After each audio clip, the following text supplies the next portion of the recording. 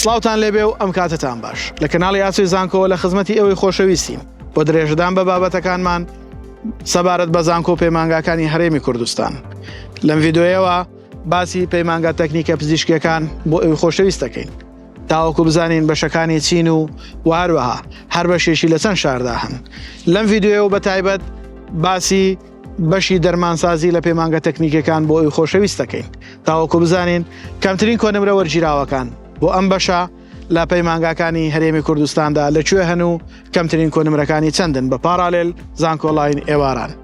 ئێوەی خۆشەویستیش بۆ وەرگرتنی داتا و زانیاریەکان تا کۆتایی ڤیدۆ بینەرمان بن.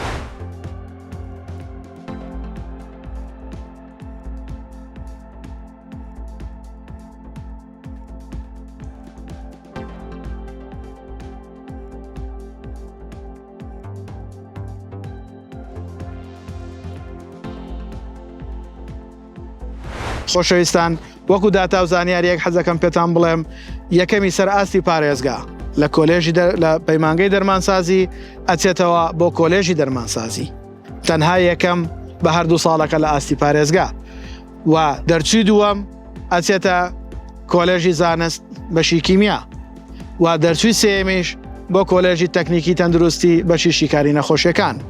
بە هیوای ئەوەی ئەم داتا و زانیاریانە جێگەی سوود و ڕەزامەندی ئەوەی خۆشەویست بێ و سوودی لێ ببێنن لە پڕکردنەوەی فۆرمی زانکۆڵاین. ئێوەش بۆ ماندوو بوونمان لایک و کۆمنت سەبسکرایبی کەناڵەکەمان لە یاد مەکەن.